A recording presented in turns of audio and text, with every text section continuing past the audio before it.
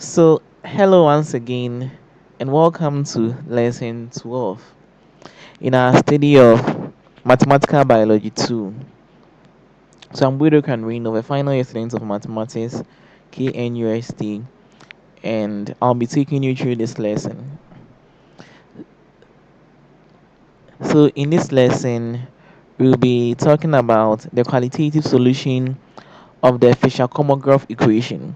In our previous lesson, that was lesson 11, we learned the Fisher-Kolmogorov and how to derive it and even non-dimensionalize it, right? So in lesson 12, we are going to analyze it qualitatively. So recall that from the Fisher-Kolmogorov equation, we have this, as you can see here. So before performing the qualitative analysis, we would first want to convert this PD into an ODE. You know, when you have an ODE, so far we don't know how we can go by the analysis, right? Because everything that we've learned so far, we're using ODE. So if we have a PD, then why don't we convert it into an ODE so that analysis becomes simple? So that's the first thing we are going to do. So this equation one here, what you should know is that the solution of it is p, a function p which is of x and t, right? So the traveling wave of population species assumes that the wave solution is of the form p of xt equals x minus ct, right? Which is equal to p of z. So the reason why we had the ct here is, you know, when you have speed c is given by distance over time. So distance equal to ct. So the difference between two distance, we are doing it x minus ct, right? So we put it in that form where z is equal to x minus ct, because we are saying that the whole of this is the same as p of z. So c is the speed of the wave and z is the traveling wave variable, or what we can also call the characteristic wave coordinate for c greater than 0. Okay. So if you are cool with this, right, because this is going to help us to convert the PD into the ODE. Okay. So you could see that we first have a function p, right? And p is a function of what? Z. But z is equal to x minus ct. That means z is also a function of what? X and more t. So we can write it in this form. So this is p, it's a function of z is a function of x and t.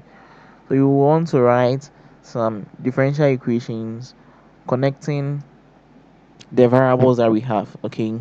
Right. So if you want to differentiate p with respect to x, right? You know, if you come here, you can go here or you can go here.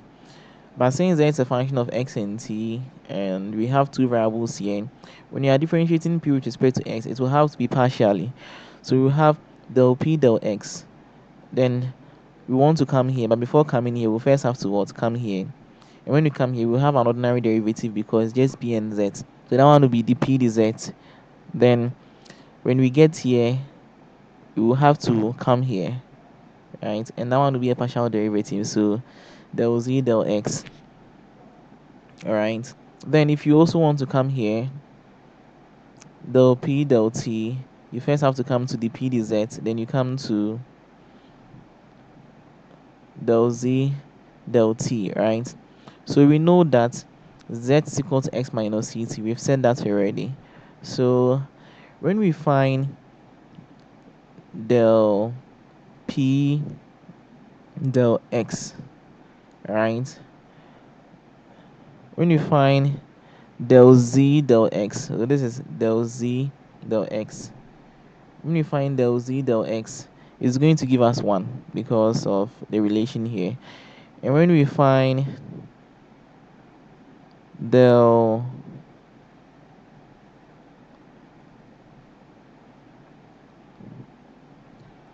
okay, so it is going to give us 1. Del z del s is going to give us 1.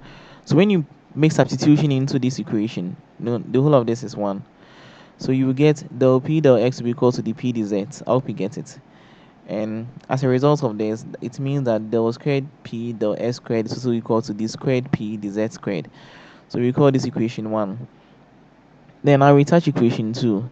So equation 2, like what we have here, when you find del z del t, right, this is z, is going to give us minus c. So that means that when you make substitution, we'll get dz del z del t will be equal to minus c. So making substitution, we'll get del p del t. So this is supposed to be equal to minus c dp dz, right? And this is equation 3. I hope you're understanding how we got this. So from here, this two equation that we wrote, then since z is equal to x minus ct, we find del z del x. Then we make substitution here. Then we also find del z del t. Then we make substitution here. So those give us this equation. But since we had this, it means that when we also take the second partial derivative, they should be the same. And the second ordinary derivative here should also be the same. So that gives us equation 2. And when we substituted this, we had equation 3. So we are going to use this a lot, right? So you could see that this is an expression which will be equivalent. So this is a partial derivative. The equivalent in OD is this. And this partial derivative to the equivalent in an ordinary differential equation is what we have here. So we can put equation 2 and equation 3 into 1. So this equation 1, right? So we have a substitution for this. We also have a substitution for this.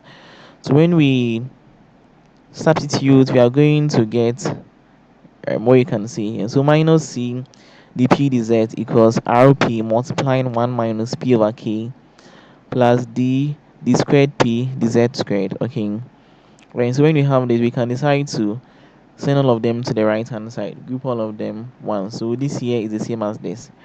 I hope you can clearly see that it's obvious. And if we decide to make this the subject, right, then we can send all of them here and we'll have this.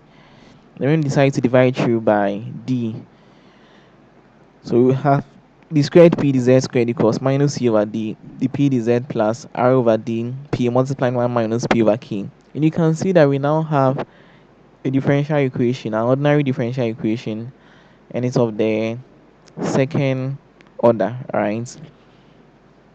So we would want to perform some qualitative analysis on this. But since we have a second order ordinary differential equation, we would first want to convert it into a system of first order ODEs. So we are applying a lot of we are employing the use of several things that we've learned before. Okay, so we would want to convert the second ODE into a system of first order ODEs. So this second order. So to do that, we let a certain u1 be equal to p, and since it is up to d squared p dz squared, we will do it up to dp dz. Okay, so we let u2 to be equal to dp dz.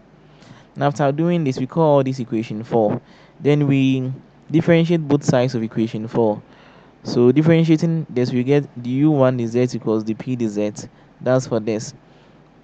Then when we do this one to okay, so I think let me continue here. So you see, we have the u1 dz equals dp dz when we differentiate both sides here with respect to z. Okay, and you know that dp dz is the same as u2, so we can have this implies that the u1 dz is equal to u2. And that's our first equation, which is first order, right? Then when we also differentiate this side, we'll get du2 dz will be equal to d squared p dz squared, what you can see here, right? But d squared p dz squared is everything here, right? That's the right hand side here. So when we make substitution, we'll get du2 dz will be equal to minus c over du2 plus r over du1 multiplying 1 minus u1 over k. So now we've been able to convert the second order OD that we had into a system of first order ODs, and these are the equations. So now we can perform our qualitative analysis on these equations. So in performing our qualitative analysis, the first thing we do is to find fixed points, right? Or stationary points or equilibrium points. So in finding fixed points, the first thing that we do is to equate the derivatives to zero. So we put the u1 dz and the u2 dz to zero. And when we do that, we get u2 equals 0 or minus c over d u2 plus r over d u1 multiplying 1 minus u1 over k equals 0. So when u2 equals 0, that means this side goes away. We get r over d u1 all multiplying 1 minus u1 over k equals 0. And this it means that u1 equals 0, right? So from here you can see it's obvious that u1 equals 0 or whatever we have in here equals 0. And when you rewrite it, you realize that u1 equals 0 or u1 equals k. So that means that when u2 is 0, u1 is 0 or k. So we have the two fixed points 0 0 and k 0. Right, so hence we have these two fixed points 0 0 and k 0. So after getting the fixed point, then we want to what? Discuss the stability of the fixed point by linearizing them and using the Jacobian, right? So now discussing the stability of the fixed point, we have two functions here. So we let the right hand side of this be equal to f of u1, u2, and the right hand side here be g of u1, u2. Alright. So by doing that, we have this is f of u1, u2, g of u1, u2. So our Jacobian matrix will be given by del f del u1, del f del u2, del j del u1, and del j del u2. So we have to find these partial derivatives. So when you find del f del u1, you get 0. Del f del u2, you get 1. Del j del u1, you get minus r over d plus 2 over r uk multiplying u1. And del j del u2 will give us minus c on d. So if we should make substitution, then we are going to get what you can see here. I hope you can see that. Alright. So now let's put in the first point 0 0. So when you put the first point 0 0 here, it means we are going to get 2r over uk times 0. So the whole of this part will go to 0. So we will have this 0 1 minus r on d, then minus c on d. So we have to find the eigenvalues, and we find them by using this relation here, right? So 0 minus lambda and the rest. So as you can see here, so when you find the determinant is this time this, then minus this time this. So we get minus lambda multiplying minus c over lambda d minus lambda, then minus r on d will give us plus r on d equals 0.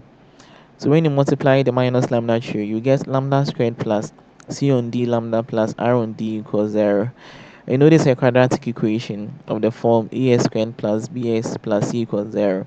So we can use the almighty formula of the form s1 2 equals minus b plus or minus root of b squared minus 4ac over 2a. So making comparison, our b here is c on d, and our c is r on d, and our a is 1. So when you make substitution, then we get this formula here, right? So we'll get our lambda 1, lambda 2 to be what you can see there. And when we multiply the square through, we get this. And we can decide to simplify through by letting them have the same denominator. That's the ones in the square root, and we have that. So note that the condition for us not to have complex eigenvalues is for what we have in here to be non-negative. Okay, right? So we would want to check that condition. So that condition will be c squared minus 4rd over d squared should be greater than or equal to 0, right? So this is the same as c squared minus 4rd is greater than or equal to 0 when you multiply through by d squared. And this is the same as c squared is greater than or equal to 4rd. And the same as c is greater than or equal to 2 root of rd. So that means this is the condition for the speed not to diminish. Okay, because when you have complex root, then you are going to have the speed being like going, which will be like the speed will diminish. Okay, all right. So after getting at the fixed point, you could see that um this condition holds, right? Mm,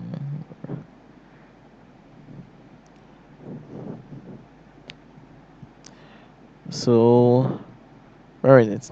So this condition holds. Okay, so now you would want to discuss the stability of the fixed point. So let's take lambda 1 to be equal to minus c on d plus root of c squared minus 4rd on d squared, and this will give us lambda 2 will give us c over d minus, so minus c over d minus root of c squared minus 4rd on d squared. So you can see that lambda 2 would always be asymptotically stable because it will always be negative. Then for lambda 1, right, lambda 1 will only be negative if whatever we have here is less than minus c on d. So if that happens, then lambda 1 will be negative and lambda 2 will be negative. So we are going to have the system being asymptotically stable. But if what we have here is greater than c on d, that means that we are going to get a positive number for lambda 1, and we are avoiding complex roots. So that's the reason why we stated our condition. We are dealing with real numbers, and when this is positive and this is negative, then that means that the system will be unstable. Right? So but mostly when we are dealing with um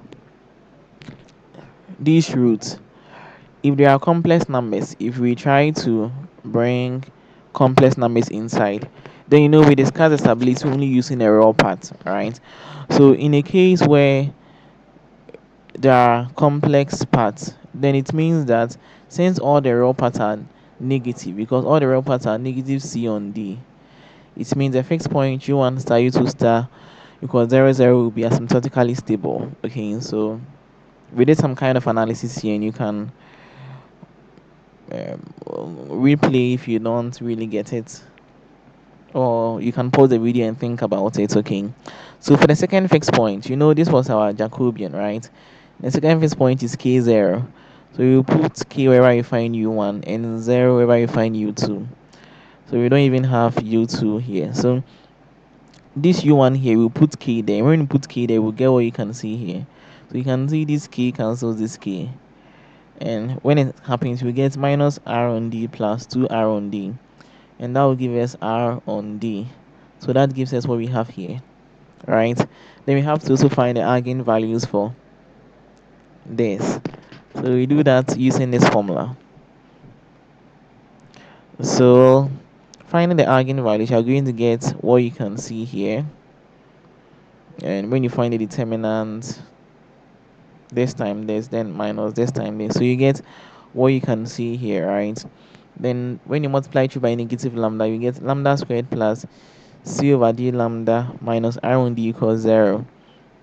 So this is of the form as squared plus bx plus c equals 0. So we can use the quadratic formula to find our eigenvalues, and making a substitution into the quadratic formula, which is x12 equals minus b plus or minus root of b squared minus 4ac on 2a, would have this here. And you can see that c is a positive constant, r is a positive constant, and d is also a positive constant. So it means that whatever we have here will always be positive. So there is no case that we are going to get a complex root for these eigenvalues, right? But So we would have two real roots. Okay, so there's the first one, there's the second one. And lambda 2 will be, the system will be asymptotically stable. So the system will be asymptotically stable because lambda 2 is negative, right? And lambda 1 will be negative if root of c squared plus 4rd on d is less than c on d. So when that happens, lambda 1 will be negative. So it will make the system to be asymptotically stable. Not that lambda 1 is stable, it is the fixed point which will be asymptotically stable since lambda 2 is negative and lambda 1 is also negative. But in the case where root of c squared plus 4rd over d is greater than c on d, lambda 1 will be positive, sorry. And positive and negative means the system will be unstable, right? So this was some kind of analysis on the Fisher-Kolmogorov equation. So note that you could have also decided to non-dimensionalize it first before performing the analysis. But in all the same, you are going to get the same result, right, from the analysis. So thank you very much, and I'll see you in the next video.